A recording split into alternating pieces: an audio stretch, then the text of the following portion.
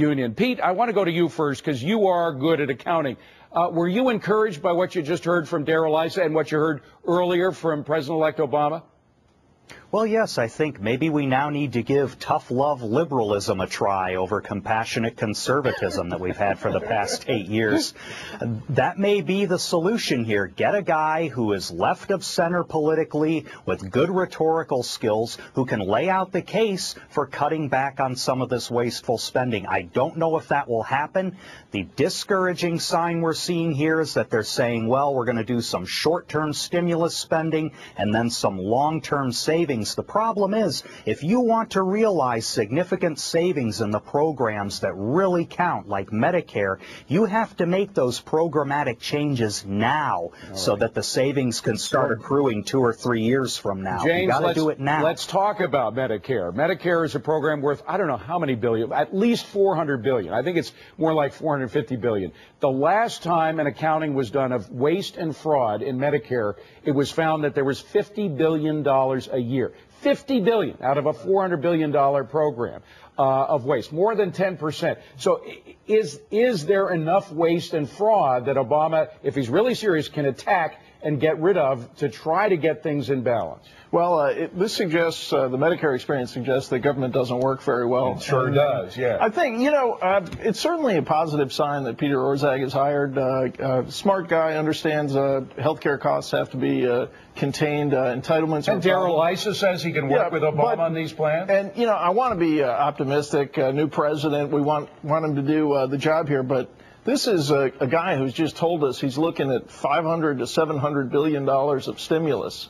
I mean, this is massive. This just blots out the sun in comparison to any kind of efficiency gains you're hoping to get out of applying federal government. What is it? It doesn't get a lot of publicity because they kind of apply it when they feel like it in federal agencies.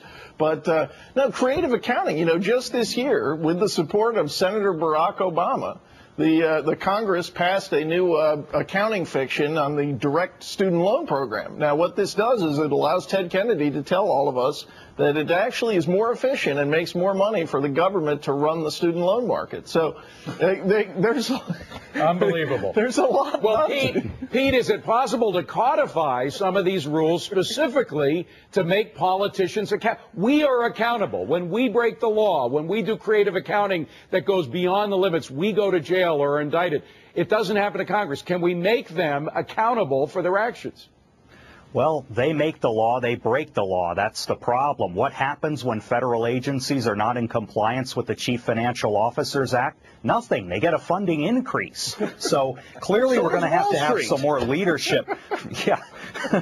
We're going to have some more leadership from Congress, too. This is the other part of the equation. Last year, 220 programs rated ineffective by the Office of Management and Budget. Yeah. There was a proposal to cut 1/4 of their funding, not eliminate the programs, cut them by 1/4 and save $17 billion.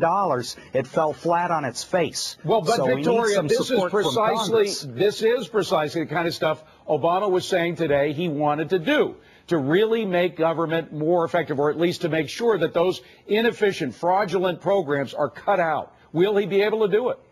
I sure hope so. I think if anyone can do it, I hope it's Obama. He has a lot of wind behind those sails, so let's hope he can do it. But on the flip side, yeah, you're right, David. You've got to look at the campaign promises and the kind of health care proposals he was putting forward, and those were all about more government involvement in certain sectors of our economy, not less.